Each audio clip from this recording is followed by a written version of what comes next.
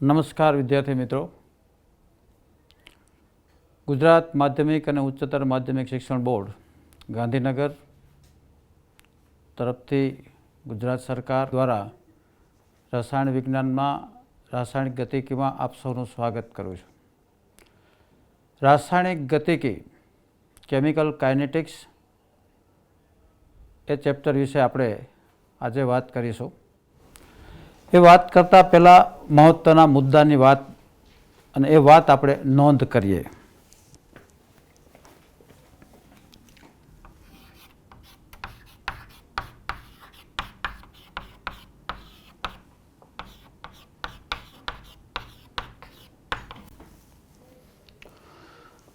કોઈ પણ રાસાયણિક પ્રક્રિયા થવા માટે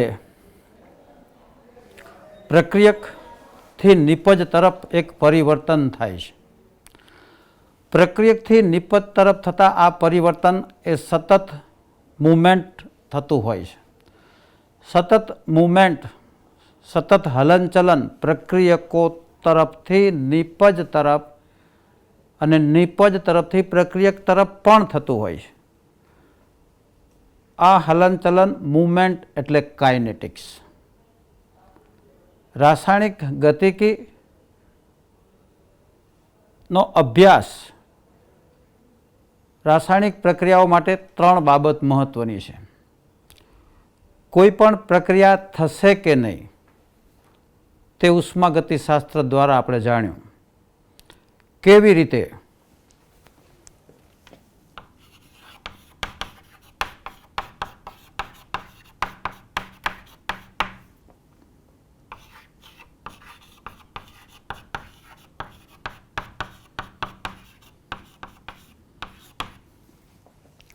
પ્રક્રિયા થશે કે નહીં, ઉષ્માગતિશાસ્ત્રના નિયમો દ્વારા આપણે જે માહિતી લીધી હતી એ માહિતીના આધારે આપણે વિચારીએ.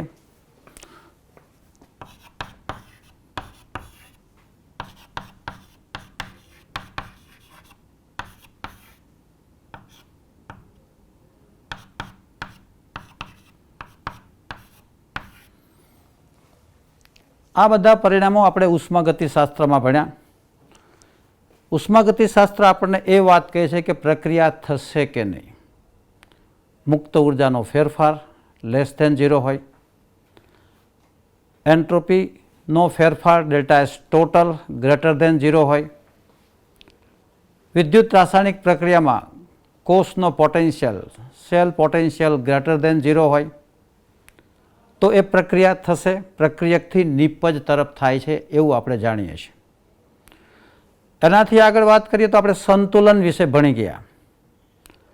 રાસાયણિક સંતુલન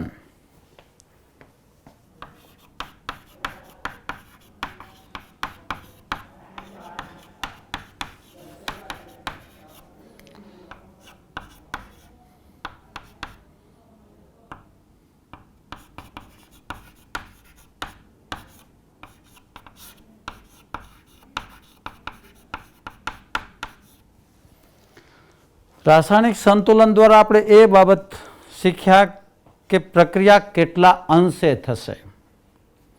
ઉષ્માગતિશાસ્ત્ર પ્રક્રિયા થશે કે નહીં એની વાત કરે છે, જ્યારે રાસાયણિક સંતુલન પ્રક્રિયા કેટલા અંશે થશે. સંતુલન અચળાંક 11મા ધોરણમાં તમે ભણી ગયા. સંતુલન અચળાંક Ke ઇક્વિલિબ્રિયમ કોન્સ્ટન્ટ, સંતુલન અચળાંક Kc, Kp, Ka, Kb, Ksp, Kip, જુદા જુદા આ બધા સંતુલન અચળાંકો હતા. અને એ સંતુલન અચળાંક માટે કોમન વાત એ જ હતી કે નિપજોની સાંદ્રતા છેદમાં પ્રક્રિયકોની સાંદ્રતા. નિપજોની સાંદ્રતા વધુ હોય એટલે કે Kcનું મૂલ્ય, Keનું મૂલ્ય, સંતુલન અચળાંકનું મૂલ્ય વધુ હોય, પ્રક્રિયા મહદઅંશે થાય. આ બધા જ સંતુલન અચળાંક Kc, Kp, Keq, Ksp એના મૂલ્યો નાના હોય તો પ્રક્રિયા ઓછા અંશે થાય છે. આ બંને અભ્યાસની એક મર્યાદા હતી કે તે પ્રક્રિયાના વેગ અંગેની કોઈ સ્પષ્ટતા કરતું નથી. પ્રક્રિયા વેગ અંગેની કોઈ માહિતી આપતું નથી. પ્રક્રિયા 50% પૂર્ણ થવા માટે કેટલો સમય લાગશે? પ્રક્રિયા થશે તો ક્યારે પૂર્ણ થાય? પ્રક્રિયા 70% પૂર્ણ ક્યારે થશે? 20% પ્રક્રિયકનો જથ્થો કયા સમય પછી બાકી રહેશે? એ ઉષ્માગતિશાસ્ત્ર કે રાસાયણિક સંતુલનના અભ્યાસ દ્વારા આપણે જાણી શકતા નથી. તેના માટે જે વિજ્ઞાનની જરૂર પડશે એ છે રાસાયણિક ગતિકી.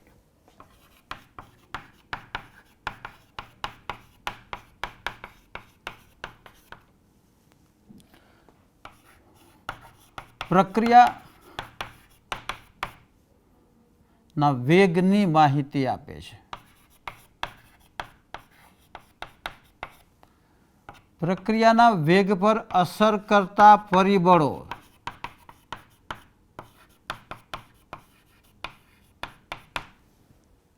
એની વાત કરે છે.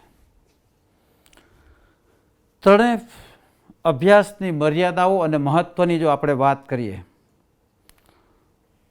તો ઉષ્માગતિશાસ્ત્ર પ્રક્રિયાની શક્યતા થશે કે નહીં થાય. જો તે થશે, મુક્ત ઉર્જાનો ફેરફાર ડેલ્ટા જી લેસ ધેન 0, ઋણ મૂલ્ય. ડેલ્ટા એસ ટોટલ કુલ એન્ટ્રોપી ફેરફાર ગ્રેટર ધેન 0. વિદ્યુત પ્રક્રિયા હોય તો ઈ સેલ ગ્રેટર ધેન 0. પ્રક્રિયા થશે તેની વાત કરે છે. કેટલા અંશે થાય તો રાસાયણિક સંતુલન દ્વારા આપણે નક્કી કરીએ, સંતુલન અચળાંક દ્વારા નક્કી કરી શકીએ. પરંતુ આ બંને વિજ્ઞાન આપણે પ્રક્રિયાના વેગ અંગેની કોઈ માહિતી આપતા નથી. પ્રક્રિયાના વેગ માટે રાસાયણિક ગતિકીનો આપણે અભ્યાસ કરવો પડે.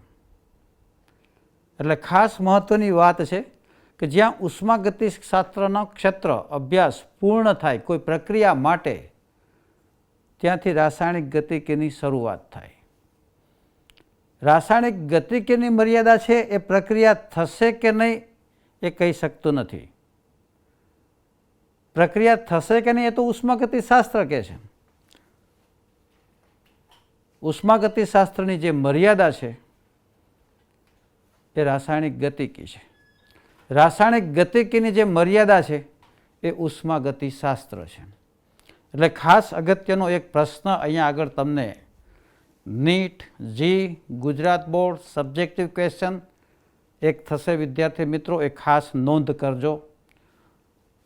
ઉષ્માગતિશાસ્ત્ર અને રાસાયણિક ગતિકી બંને વચ્ચેનો ભેદ સ્પષ્ટ કરો. જો એ જી નીટના ફોર્મમાં હોય તો ABCD ઓપ્શન તમને આપ્યા છે. કયું વિધાન ઉષ્માગતિશાસ્ત્ર અને રાસાયણિક ગતિકી માટે યોગ્ય છે, અયોગ્ય છે, કયો ભેદ બંને વચ્ચેનો સાચો છે. તો ઉષ્માગતિશાસ્ત્ર પ્રક્રિયાની શક્યતા કહે છે, એ પ્રક્રિયા વેગ અંગેની કોઈ માહિતી આપતું નથી. જ્યારે રાસાયણિક ગતિ પ્રક્રિયા વેગ અંગેની માહિતી આપે છે, એ પ્રક્રિયા થશે કે નહીં તેની માહિતી આપતું નથી. આ ચેપ્ટરમાં આપણે જે વાત કરવી છે પ્રક્રિયા વેગ માટેની વાત કરવાની છે.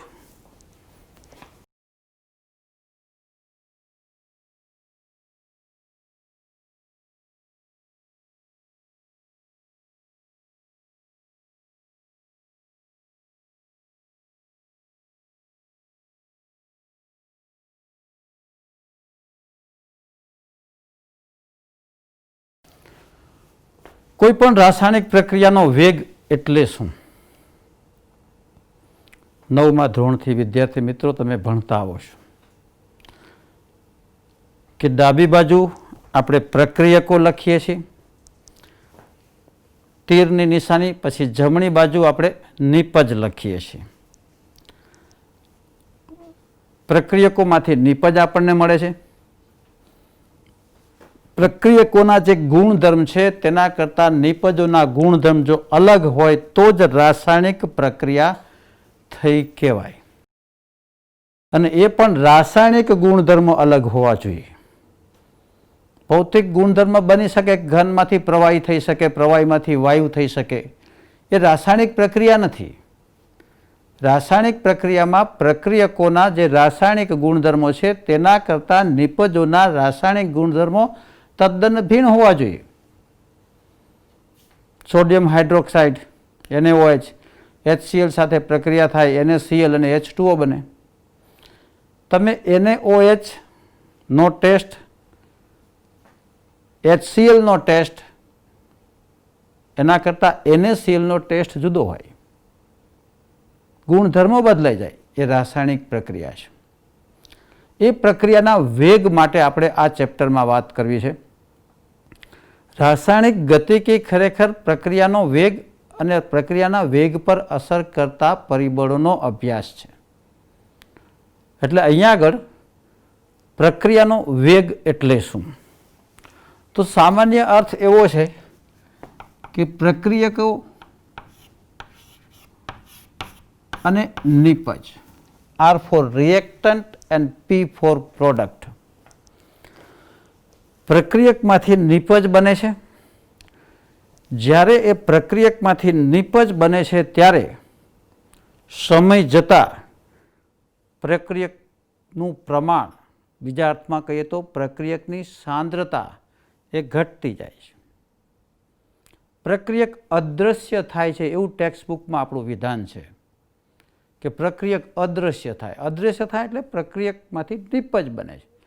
અને નિપજ દ્રશ્યમાન થાય એવો શબ્દ આપણી ટેક્સ્ટબુકમાં ગુજરાતી કરેલું છે. એ દ્રશ્યમાન થવું એટલે કે મળવું આપણને. પ્રક્રિયક અદૃશ્ય થાય, નિપજ દ્રશ્ય થાય.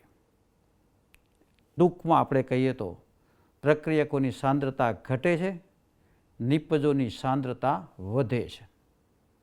સમયની સાપેક્ષમાં પ્રક્રિયકની સાંદ્રતામાં કેટલો ઘટાડો થયો, નિપજની સાંદ્રતામાં કેટલો વધારો થયો, સમયની સાપેક્ષમાં થયેલા આ ઘટાડા અને વધારાને રાસાયણિક પ્રક્રિયાનો વેગ કહેવાય છે. પ્રક્રિયાના વેગના સંદર્ભમાં આપણે વિચારીએ તો 3 પ્રકારની વેગના સંદર્ભમાં પ્રક્રિયા છે. અતિ ઝડપી પ્રક્રિયા,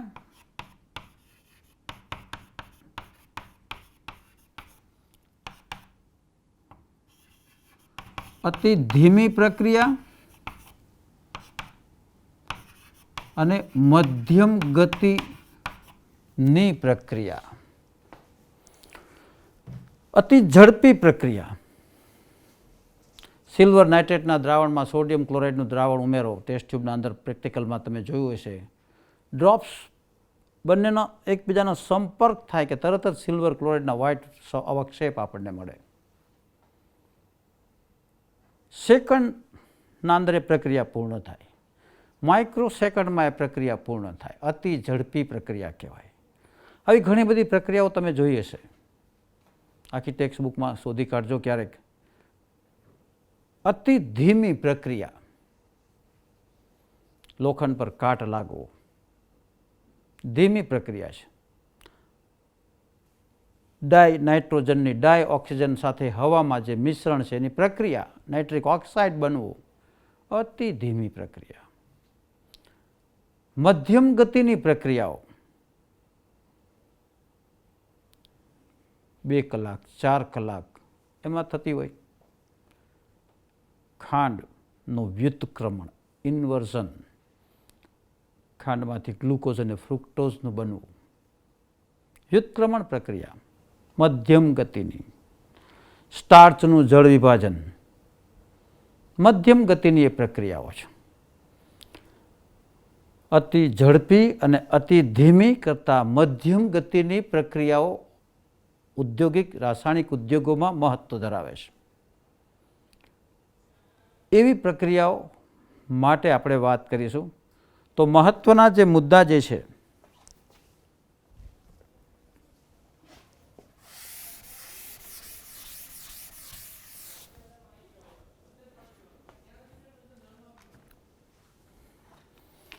રાસાયણિક પ્રક્રિયાનો વેગ. રાસાયણિક પ્રક્રિયાના વેગ માટે આપણે કોઈ એક પ્રક્રિયા નક્કી કરીએ.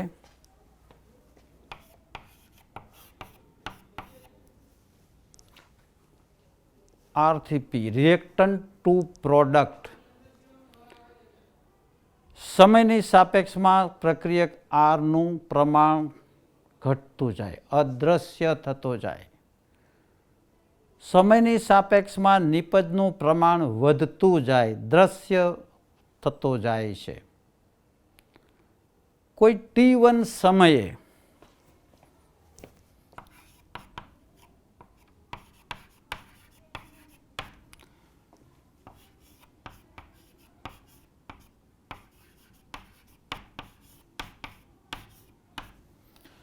T1 સમયે પ્રક્રિયકની સાંદ્રતા મોલારિટીમાં, R1 જે કૌંસ આપણે બતાવીએ છીએ સાંદ્રતા, અને સાંદ્રતા મોલારિટીમાં છે. મોલારિટીમાં દર્શાવેલી સાંદ્રતા T1 સમયે પ્રક્રિયકની R1 અને નિપજની P1 છે. સેમ એવી જ રીતે T2 સમયે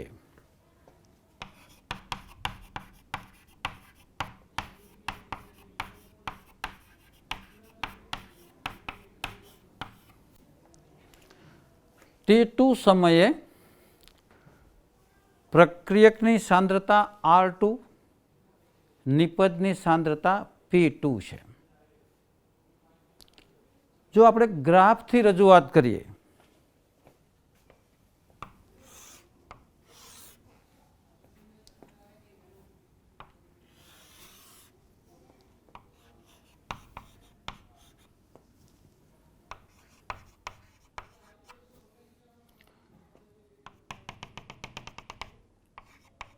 T1 સમયે સાંદ્રતા R1 છે, T2 સમયે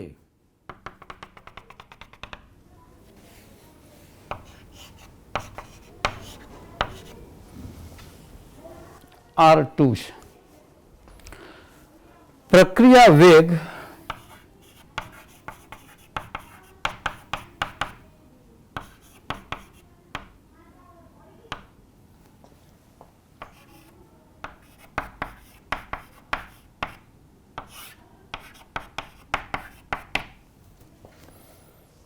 R2 minus R1, T2 minus T1 નો ગુણોત્તર છે. ગ્રાફ ઉપરથી આપણે જોઈ શકીએ છીએ કે R2 ની કિંમત R1 કરતાં મોટી થશે નહીં. R2 નાનું છે, R1 ની કિંમત મોટી છે. પરિણામ આપણને ઋણ મળશે અને એ મૂલ્ય થશે ડેલ્ટા R ના છેદમાં ડેલ્ટા T.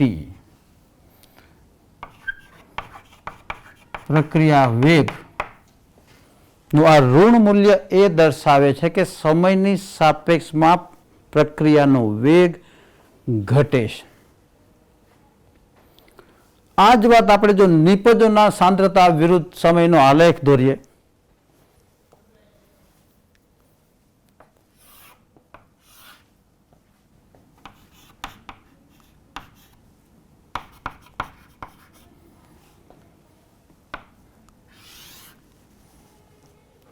T1 સમયે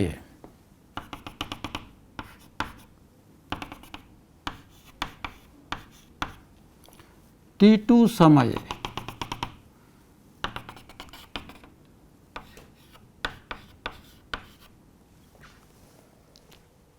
અહીંયા આગળ પ્રક્રિયા વેગ P2 minus P1, T2 minus T1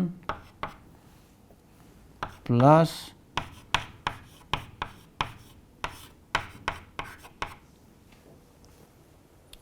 કારણ કે P2 ની કિંમત P1 કરતાં મોટી છે એટલે પોઝિટિવ વેલ્યુ આપણને મળશે. પ્રક્રિયકની સાંદ્રતા કરતાં નિપજની સાંદ્રતા સમય જતાં વધે છે. પરિણામે પ્રક્રિયા વેગ નિપજના સંદર્ભમાં લઈએ તો પ્લસ ચિહ્ન એ પોઝિટિવ સાઇન એમ દર્શાવે છે કે પ્રક્રિયાનો વેગ નિપજની સાંદ્રતાના સમયની સાપેક્ષમાં વધે છે. પ્રક્રિયકની સાંદ્રતા સમયની સાપેક્ષમાં ઘટે છે. વિદ્યાર્થી મિત્રો, અહીંયા એક બાબત ખાસ મહત્વની છે. R2 R1 P2 P1 એ T2 અને T1 સમયના પ્રારંભિક અને અંતિમ સાંદ્રતાના મૂલ્યોના તફાવત છે. એક પ્રારંભિક મૂલ્ય છે, એક અંતિમ મૂલ્ય છે, લાગેલો સમય છે. એટલે આ મૂલ્ય જે છે એ સરેરાશ મૂલ્ય છે.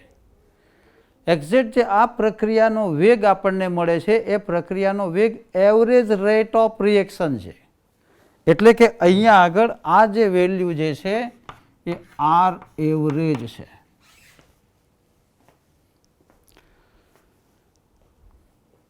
કોઈ એક સ્થળેથી આપણે મુસાફરી શરૂ કરીએ, કાર છે, બાઇક છે તમારી પાસે, 10 મિનિટમાં તમે 10 કિલોમીટર અંતર કાપ્યું. તમારી ઝડપ જે છે 60 કિલોમીટર પ્રતિ કલાકની, 60 મિનિટમાં 60 કિલોમીટર તમે અંતર કાપો છો. સ્પીડોમીટર જે બાઇક ઉપર કારમાં છે એ તમારો વેગ જે બતાવે છે. બની શકે કે તમે જે 60 કિલોમીટર પ્રતિ કલાકના દરેક ગતિ કરી, કન્ટિન્યુઅસ એક સરખી તમે ગતિ નથી કરી. ક્યાંક ટ્રાફિક હશે તો આપણે 10, 20, 30ની સ્પીડે વાહન ચલાવવું પડશે.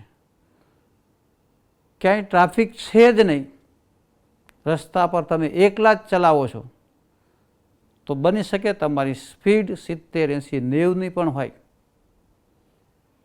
પણ સ્ટાર્ટ ટુ એન્ડ વચ્ચે લાગેલો સમય 60 કિલોમીટર પ્રતિ કલાકનો છે. આપણું મીટર ક્યારેક 10 ઉપર, ક્યારેક 20 ઉપર, ક્યારેક 30 ઉપર, ક્યારેક 40 ઉપર, ક્યારેક 80 ઉપર પણ છે ને. એમ રાસાયણિક પ્રક્રિયામાં પણ એવું છે કે પ્રક્રિયાનો વેગ પ્રક્રિયકોથી નિપજ તરફ જઈએ તેમ તેમ પ્રક્રિયકની સાંદ્રતા ઘટતી જાય છે, નિપજની સાંદ્રતા વધતી જાય છે. વચ્ચે કોઈ એક ક્ષણે આપણે વેગ માપવો છે, જેને આપણે ત્વરિત તાત્ક્ષણિક ઇન્સ્ટન્ટ રેટ ઓફ રિએક્શન કહીએ છીએ. દાખલા તરીકે એક્ઝેક્ટ અહીંયા આગળ આપણી પાસે ટી સમયે વેગ માપવો છે, તો અહીંયા આગળ એક આપણે સ્પર્શક દોરીશું ટી આગળ. એ સ્પર્શકના ઢાળનું મૂલ્ય આપણે લેશું.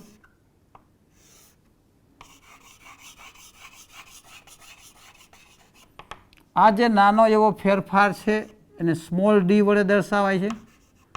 આ નાના એવા સમયના ફેરફારને સ્મોલ ડી વડે દર્શાવાય છે.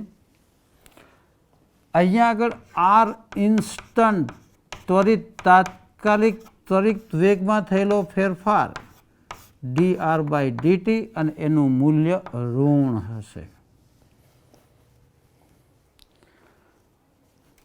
ત્વરિત વેગ સ્પીડોમીટરમાં ટ્રાફિક આવી ગયું, આપણી સ્પીડ 30ની થઈ ગઈ. At that moment it's instant rate આપણો થાય. સેમ અહીંયા આગળ ત્વરિત વેગ માઇનસ dr/dt, નાનો એવો ફેરફાર છે, સ્મોલ ડી લખીએ છીએ આપણે. ડેલ્ટા ટી ટેન્ડ્સ ટુ 0 મેથેમેટિક્સની ભાષામાં આપણે કહીએ તો. સેમ અહીંયા આગળ પણ એક્ઝેક્ટ ટી સમયે એક સ્પર્શક આપણે દોરીશું. એ સ્પર્શકનો ઢાળ થશે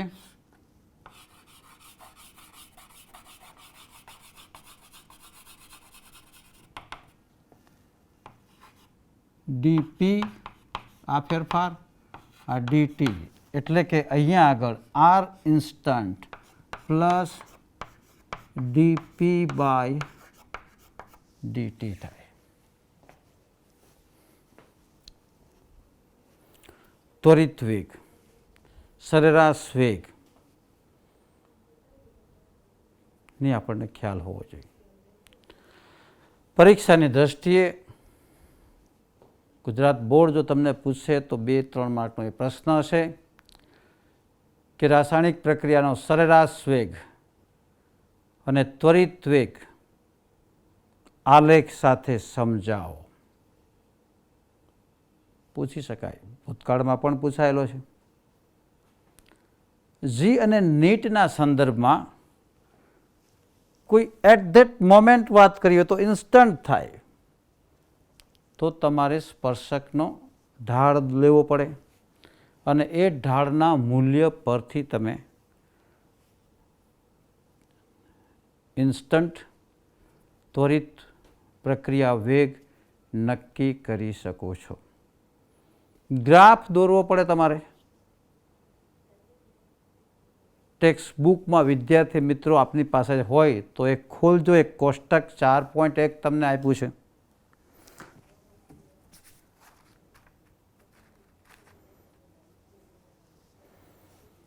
કોયડાની વાત કરી છે 4.1માં એક એક્ઝામ્પલ આપ્યો છે તમને.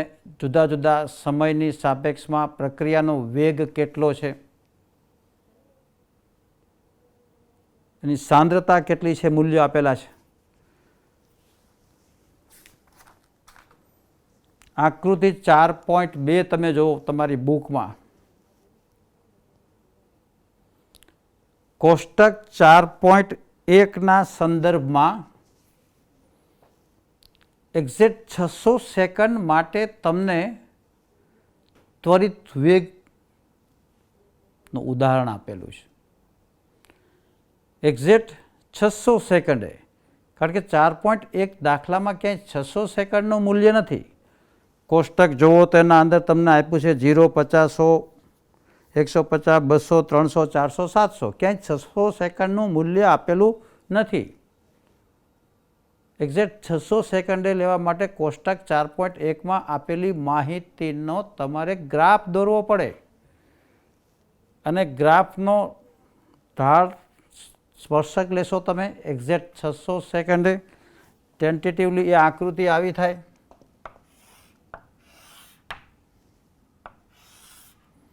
એક્ઝેક્ટ અહીંયા આગળ માનો કે આપણી પાસે 600 સેકન્ડ છે.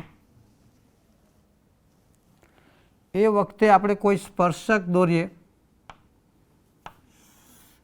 એનો આપણે ઢાળ લઈએ અને એ ઢાળના મૂલ્યો તમને જે 4.2 આકૃતિ આપેલી છે એમાં અહીંયા આગળ 0.16 જેવી વેલ્યુ છે, 0.37 જેવી વેલ્યુ છે.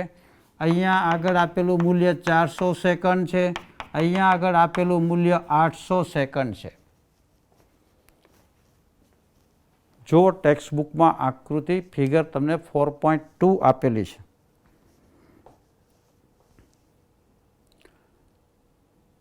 આર ઇન્સ્ટન્ટ શોધવાનું કીધું છે એટ 600 સેકન્ડ. તો 600 સેકન્ડનો આપણે ગ્રાફ, એનો સ્પર્શક દોરવો પડે. ત્યાં આગળ આપણી પાસે ડીઆરના મૂલ્યો ઉપર 0.04 છે, 0.04, અહીંયા આગળ 0.0 આવું તમને મૂલ્ય ટેક્સ્ટ બુકમાં આપેલું છે. અહીંયા 0.02, 0.04 ઉપર એના મૂલ્યો આપેલા છે ટેક્સ્ટ બુકમાં.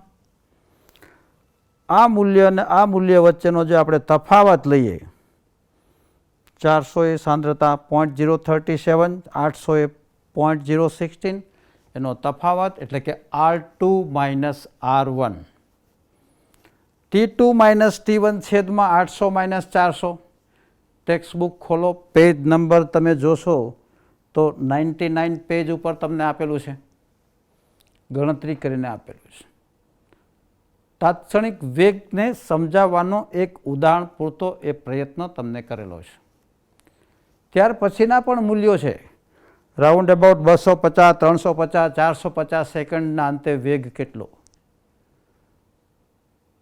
સમજૂતી માટે છે. ત્વરિત વેગ, સરેરાશ વેગ,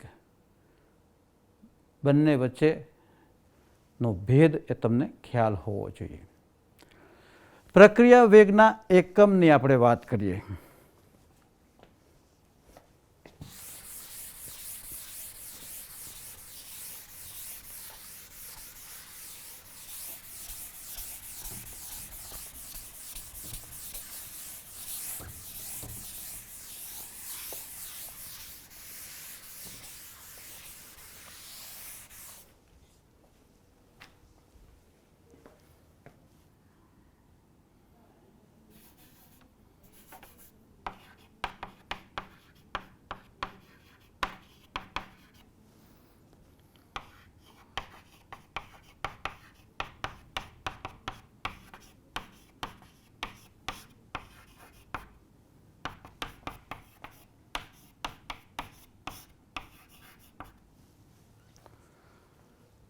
આપણી પાસે સૂત્ર છે પ્રક્રિયા વેગ પ્રક્રિયક આર એની સાંદ્રતામાં થયેલો ફેરફાર dr/dt.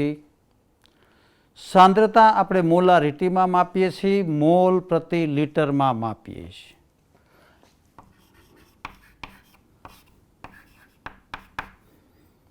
સમયને આપણે સેકન્ડમાં માપીએ છીએ. બીજા અર્થમાં કહીએ તો મોલ લીટર સેકન્ડ ઇન્વર્સ. પ્રક્રિયા વેગનો આ એકમ છે. ઝડપી પ્રક્રિયા હોય સેકન્ડમાં હોય, ધીમી પ્રક્રિયા હોય વર્ષમાં હોય, કલાકમાં હોય, ખૂબ જ ધીમી પ્રક્રિયા હોય તો વર્ષો લાગે. રેડિયો એક્ટિવ તત્વોનું જે ક્ષયન થાય છે ખૂબ ધીમી પ્રક્રિયા છે. કહેવાનો આપણો અર્થ પ્રક્રિયકો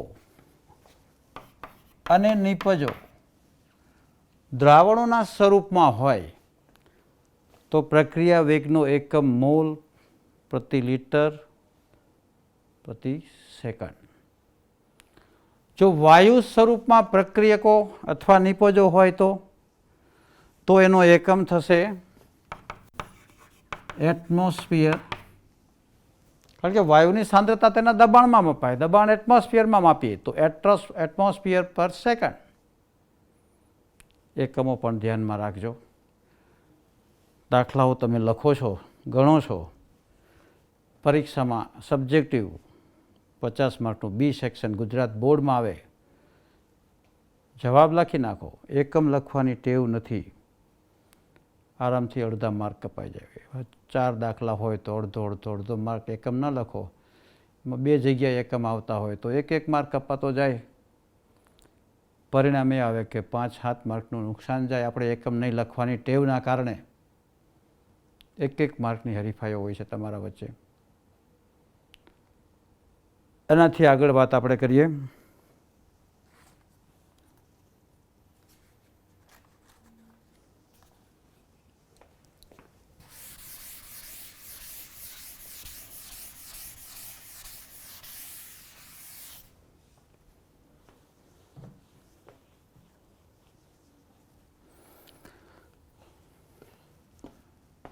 પ્રક્રિયા આપણી પાસે Hg + Cl2 HgCl2 આવી કોઈ પ્રક્રિયા છે તો તેના માટે પ્રક્રિયા વેગનું સમીકરણ કેમ લખાય?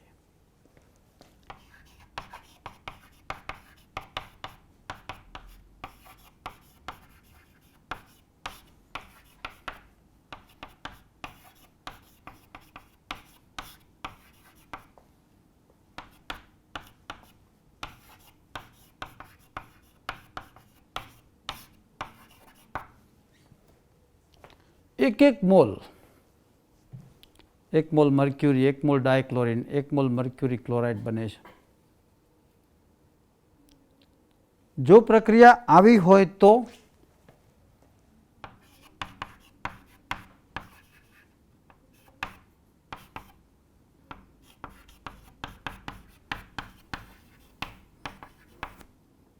તો પ્રક્રિયા વેગ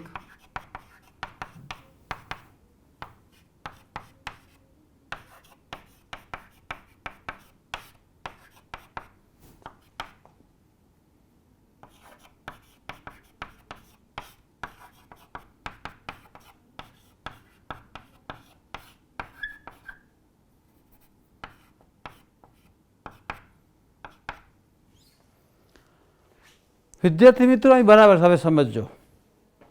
સાચી મજા સમીકરણ પ્રક્રિયા વેગની સમજવાની હવે છે. આ પ્રક્રિયામાં 2 મોલ હાઇડ્રોજન આયોડાઇડ વપરાય ત્યારે 1 મોલ ડાયહાઇડ્રોજન અને 1 મોલ ડાયઆયોડિન બને. વિઘટન પ્રક્રિયા છે ચાની. આ પ્રક્રિયામાં 1 મોલ ડાયહાઇડ્રોજન કે 1 મોલ ડાયઆયોડિન બને ત્યારે 2 મોલ હાઇડ્રોજન આયોડાઇડ વપરાઈ જાય. બરાબર સમજો. 1 મોલ ડાયહાઇડ્રોજન બને ત્યારે 2 mole dihydrogen 2 mole hydrogen iodide વપરાઈ જાય આ પ્રક્રિયામાં. એટલે આની સાંદ્રતામાં જે વધારો થાય, આ જેટલું તત્વયોગમિતીય પૂર્ણાંક છે એ છેદમાં આવે. માઇનસનું ચિહ્ન પ્રક્રિયાના વેગમાં ઘટાડો થાય છે, સાંદ્રતામાં ઘટાડો થાય છે, એ વાત બતાવે છે. જેટલું તત્વયોગમિતીય પૂર્ણાંક છે એ અહીંયા છેદમાં લેવો પડે. બીજું એક ઉદાહરણ લઈએ.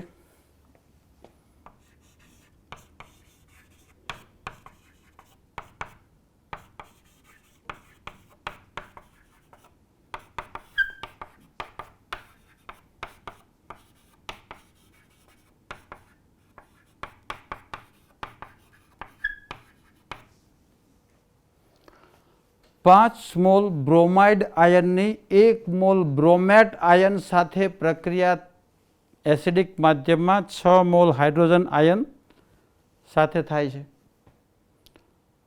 3 મોલ ડાયબ્રોમિન 3 મોલ H2O ના અણુઓ બને છે. આ પ્રક્રિયા માટે પ્રક્રિયા વેગ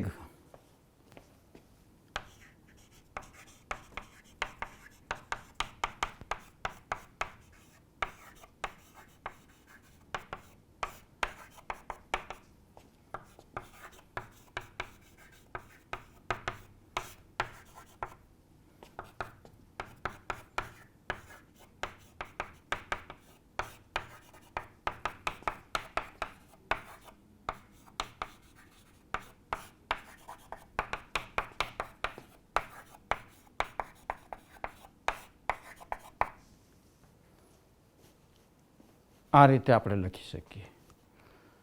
બરાબર સમજી લેજો કે અહીંયા આગળ 5, 1, 6, 3, 3 છેદમાં આવશે.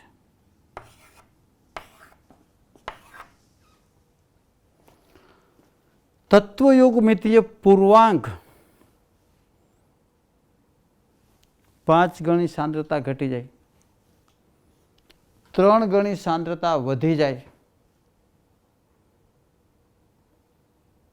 કહેવાનો આપણો અર્થ કે કોઈ પણ સમીકરણનો પ્રક્રિયા વેગ એના તત્વયોગમિતીય પૂર્ણાંકોને આ રીતે લખી શકાય છે. વ્યાપક અર્થમાં આપણે લખીએ તો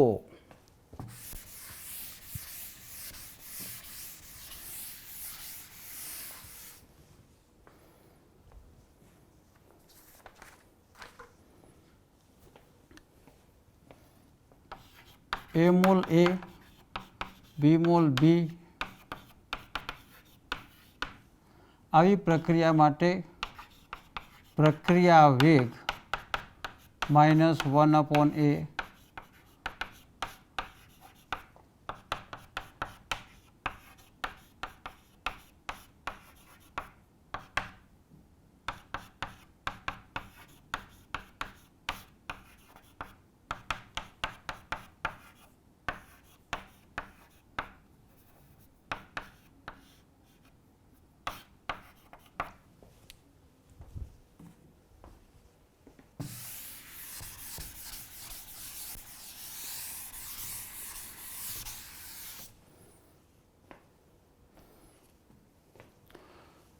કોઈ પણ સેન્સમાં તમને પૂછી શકાય છે. જી અને નીટમાં જુદી જુદી સ્ટાઇલથી પૂછાય છે. બેઝ તો આપણો આ જ છે. એક ઉદાહરણથી તમને સમજાવું.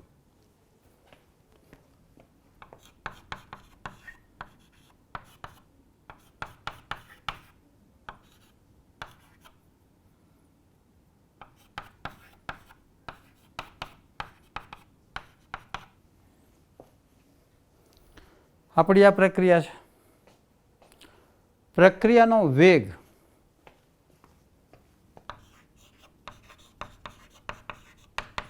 એનું સમીકરણ છે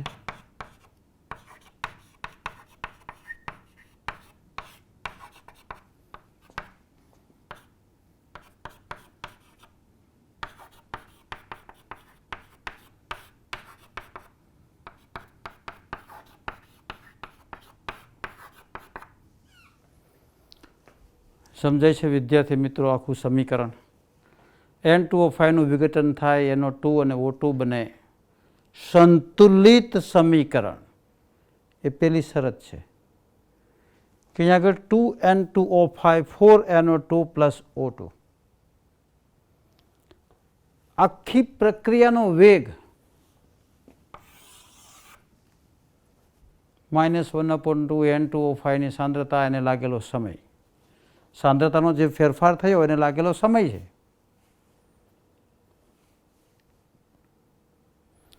સપોઝ એ મૂલ્ય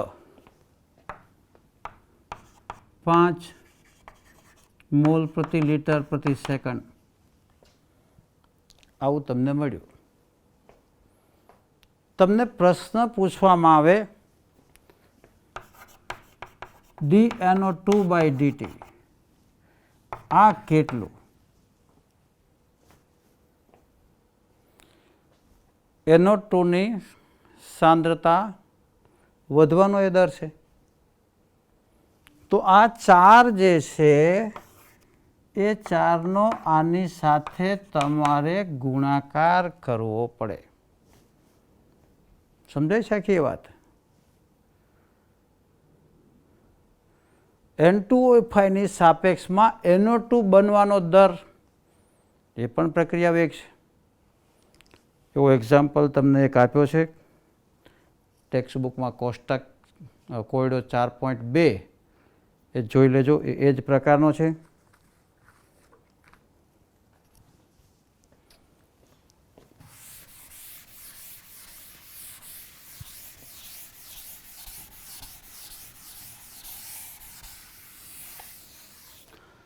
મહત્વની વાત હવે આપણે કરી રહ્યા છીએ.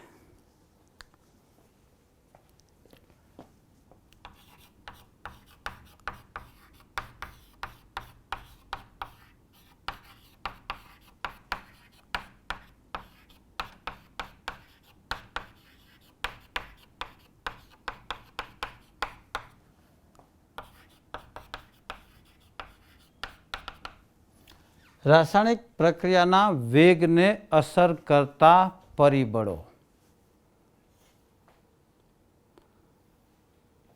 પ્રક્રિયકની સાંદ્રતા,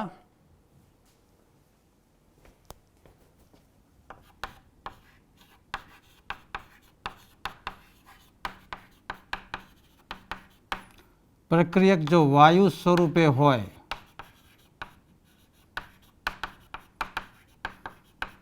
તો દબાણ,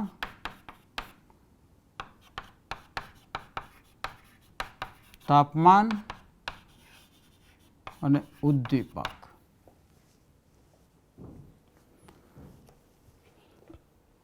મુખ્યત્વે તો 3 થાય. સાંદ્રતા, જો પ્રક્રિયક વાયુ સ્વરૂપમાં હોય તો દબાણ આપણે લેવું પડે, કારણ કે વાયુ સ્વરૂપમાં દબાણ જે છે એને આપણે સાંદ્રતા ગણવી પડશે. એટલે પ્રક્રિયકની જ સાંદ્રતા થઈ કહેવાય.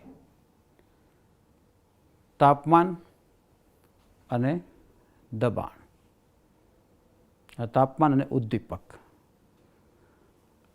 પેલું જે છે ટેક્સ્ટ બુકમાં પ્રક્રિયાના વેગને અસર કરતા પરિબળોમાં સાંદ્રતાની આપણે વાત કરી છે. સાંદ્રતા વેગ અભિવ્યક્તિ અને વેગ અચળાંકની વાત છે. વ્યાપક સ્વરૂપમાં રહેલી આપણી કોઈ એક પ્રક્રિયા A mall A, B mall B, એમાંથી C mall C, D mall D બને છે. આ પ્રક્રિયાનો વેગ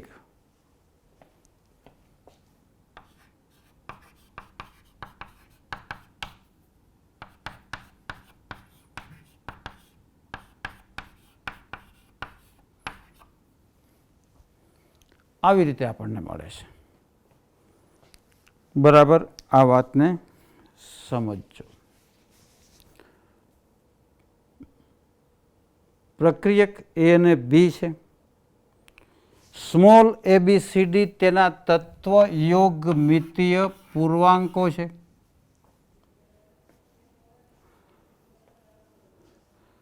તો પ્રક્રિયાનો વેગ,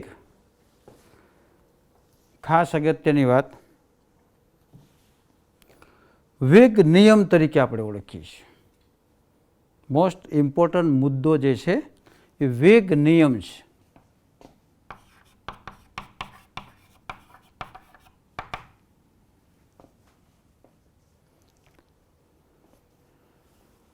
રાસાયણિક પ્રક્રિયાનો વેગ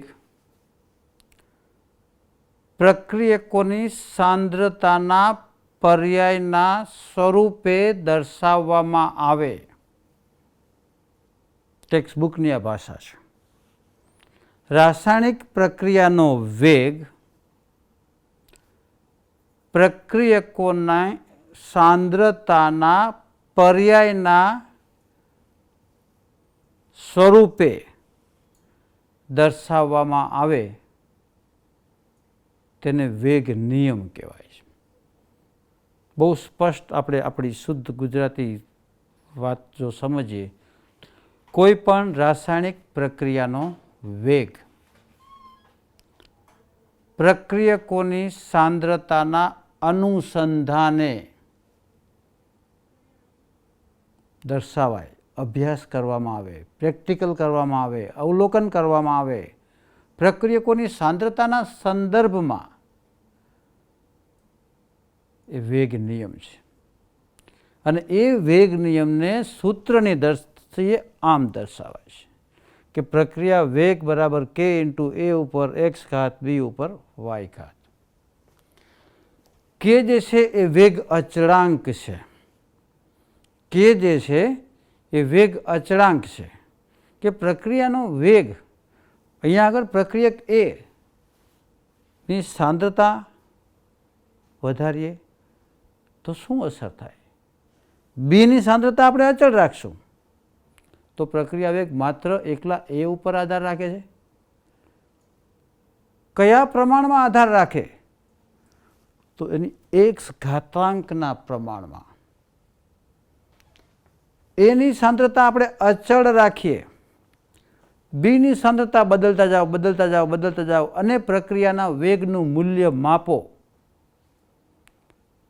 તો પ્રક્રિયક બીની સાંદ્રતાના અનુસંધાને અથવા પ્રક્રિયક બીની સાંદ્રતાના પર્યાયમાં પ્રક્રિયાનો વેગ શું અસર થાય છે?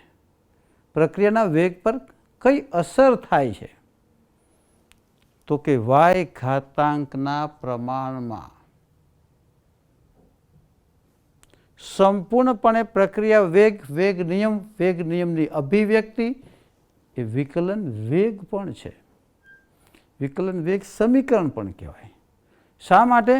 કે પ્રક્રિયા વેગ જે છે તો અહીંયા આગળ આપણી પાસે d of a by dt છે.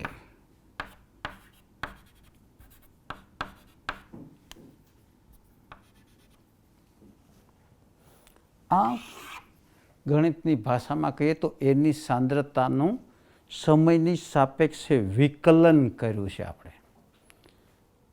પ્રક્રિયા વેગનો આ નિયમ જે છે વેગ નિયમ એ વિકલન વેગ સમીકરણ છે.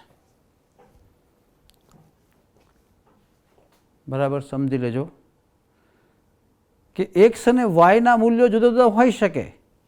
આ x અને y a અને b પણ હોઈ શકે, ન પણ હોઈ શકે. કોઈ ગેરંટી નથી, હોવા જ જોઈએ. ઉદાહરણ લઈએ.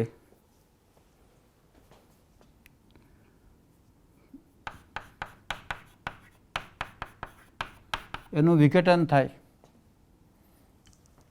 NH4 Na2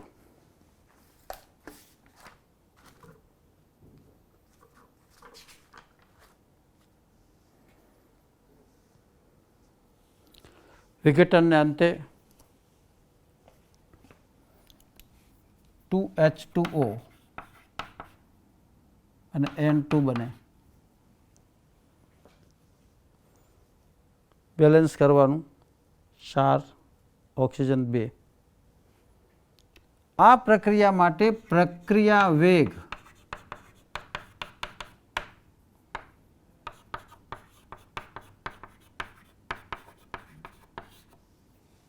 અહીંયા 1 મોલ છે, એક્સની કિંમત 1 આવે. 2HI H2 પ્લસ I2 પ્રક્રિયા વેગ H2 HI એનો વર્ગ થઈ જાય.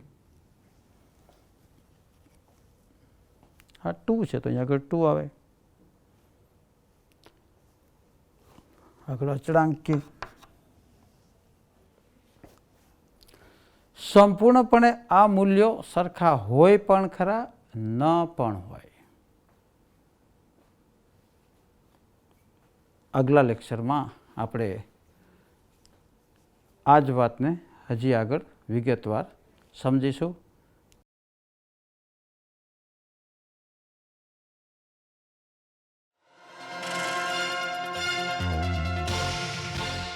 તમને બધાને મળીને બહુ જ આનંદ થયો અને હું ઈશ્વરના ચરણોમાં એ જ પ્રાર્થના કરું છું તમારા બધાના મનમાં ખૂબ આત્મવિશ્વાસ આવે. ગમે એવી મુસીબત આવે તો પણ ડરવાનું નથી. મારી અંદર આત્માની અનંત શક્તિ રહેલી છે. તમે આ કરશો તો હું તમને વિશ્વાસ દેવડાવું છું કે તમારો અંદરનો આત્મવિશ્વાસ જાગૃત થશે અને તમે મનની એકાગ્રતા તમારી વધશે. એને મોટાઓના આશીર્વાદથી, વડીલોના આશીર્વાદથી, ઈશ્વરની કૃપાથી, તમારા પુરુષાર્થથી અવશ્ય સારું રિઝલ્ટ આવશે. ઈશ્વરના ચરણોમાં પ્રાર્થના કે તમને સૌને ઈશ્વર આવી શક્તિ આપે કે તમે વગર ટેન્શને સરસથી એકાગ્રતાથી ભણી શકો અને પછી એમાં સારી પરીક્ષામાં સારા નંબર મેળવી શકો. હરિઓમ તસ્સત. 21મી સદી આપણને કારકિર્દીની અનંત તક આપે છે. જે વિદ્યાર્થીઓ 10મા ધોરણ પછી શું કરવું, કઈ કારકિર્દી પસંદ કરવી એવી મૂંઝવણમાં હોય, તેઓ પોતાના રુચિની ક્ષમતાના આધારે ઘણા બધા ક્ષેત્રમાં કારકિર્દી બનાવી શકે છે. આવું એક ક્ષેત્ર છે લલિત કલા. ચાલો જાણીએ આ ક્ષેત્ર વિશે અને આ ક્ષેત્રમાં કારકિર્દીની વિવિધ તક વિશે. માનવ અસ્તિત્વની શરૂઆતથી લલિત કલા આપણા જીવનનો એક અભિન્ન ભાગ છે. લલિત કલા વ્યાપક રીતે 3 પ્રકારોમાં વર્ગીકૃત કરી શકાય છે: વિઝ્યુઅલ આર્ટ્સ, પરફોર્મિંગ આર્ટ્સ અને અપ્લાઇડ આર્ટ્સ. વિઝ્યુઅલ આર્ટ્સમાં ડ્રોઈંગ, પેઇન્ટિંગ, સ્કલ્પ્ટિંગ એટલે કે મૂર્તિકલા, ડિઝાઇનિંગ વગેરેનો સમાવેશ થાય છે. જ્યારે પરફોર્મિંગ આર્ટ્સમાં ડાન્સ, નાટક અને સંગીતનો સમાવેશ થાય છે. અપ્લાઇડ આર્ટ્સ એટલે રાંધણ વિજ્ઞાન, સૌંદર્ય વિજ્ઞાન, fashion designing, interior designing, advertising, graphic design, animation અને મલ્ટીમીડિયા, ફોટોગ્રાફી અને ફિલ્મ નિર્માણનો સમાવેશ થાય છે. ક્રિએટિવિટી અને ઇનોવેશન આજના યુગમાં, ડિજિટલ અને તકનીકી ક્રાંતિના યુગમાં ખૂબ મહત્વનું છે, જેથી લલિત કલામાં નવા કારકિર્દીના માર્ગ ખુલ્યા છે. લલિત કલાના ક્ષેત્રમાં 10મા ધોરણ પછી ઉચ્ચ માધ્યમિક વ્યવસાયલક્ષી અભ્યાસક્રમો છે, જે રોજગારી અને સ્વરોજગારીની તક તરફ લઈ જાય છે. તેવી જ રીતે 10મા પછી આઈટીઆઈ અને ઘણા અભ્યાસક્રમો છે, જેવા કે ડેસ્કટોપ પ્રકાશન, architectural assistant, food technology, baking, sewing technology, photography વગેરે જેવા ડિપ્લોમા. ત્યાર પછી કંઈ પણ કામ કરીને અનુભવ પ્રાપ્ત કરી શકાય છે અને દૂરસ્થ શિક્ષણ દ્વારા ઉચ્ચ શિક્ષણનો અભ્યાસ કરી શકાય છે. સ્કૂલમાં આર્ટ્સમાં એલિમેન્ટરી અને ઇન્ટરમીડિયેટ પરીક્ષાઓ આપવી વિદ્યાર્થીને લલિત કલામાં કારકિર્દીની તૈયારી કરવા માટે મદદરૂપ થશે. 10મા પછી એક સરકારી વાણિજ્ય ડિપ્લોમા ઇન આર્ટ્સ અથવા જીડી આર્ટ્સ પણ પસંદ કરી શકે છે, જે 5 વર્ષનો કોર્સ છે અથવા 2 વર્ષનો આર્ટ શિક્ષક ડિપ્લોમા છે અને આ રીતે શિક્ષણમાં કારકિર્દી શરૂ કરી શકે છે. કોઈ પણ પ્રવાહમાં 12મું પૂર્ણ કર્યા પછી આર્ટ, મ્યુઝિક, ડાન્સ અથવા ડ્રામામાં ઊંડી રુચિ ધરાવતા વિદ્યાર્થીઓ સ્કલ્પચર, શિલ્પ, applied arts, visual arts, music, designing, performing arts, fashion design, પેઇન્ટિંગમાં વિશેષતા સાથે બેચલર ઇન ફાઇન આર્ટ્સ માટે નોંધણી કરાવી શકે છે. આ 4 વર્ષનો કોર્સ છે. જે વિદ્યાર્થીઓને કળા માટે જુસ્સો છે, તેઓ 12મા ધોરણ પછી દરેક માટે પ્રવેશ પરીક્ષા પાસ કરીને national institute of design, national institute of fashion technology અને આઈઆઈટીમાં અંડર ગ્રેજ્યુએટ કોર્સમાં જોડાવાનો પણ વિચાર કરી શકે છે. આર્કિટેક્ચર લલિત કલાનો બીજો વિકલ્પ છે, જે લલિત કલા અને ટેકનિકલ ક્ષેત્રો બંનેનું સંયોજન છે. ફક્ત એવા વિદ્યાર્થીઓ કે જેમને 12મું ધોરણ વિજ્ઞાન અને ગણિત આવશ્યક વિષય તરીકે પૂર્ણ કર્યું છે, તેઓ નાટા પ્રવેશ પરીક્ષાને પાસ કર્યા પછી આર્કિટેક્ચરમાં જોડાઈ શકે છે. લલિત કલામાં કારકિર્દી બનાવવા માટે ધીરજ અને ખંત રાખવા ખૂબ જ મહત્વપૂર્ણ છે. તમારી કલાને વિકાસવા માટે તમારે સમય આપવો જરૂરી છે. કલા માટે સર્જનાત્મકતા અને જુસ્સો આ ક્ષેત્રની પૂર્વ જરૂરિયાતો છે. આ ક્ષેત્રમાં ઉપલબ્ધ રુચિ, ક્ષમતા અને અસંખ્ય તકના આધારે તમારા સપનાની કારકિર્દી પસંદ કરવાનું શક્ય છે.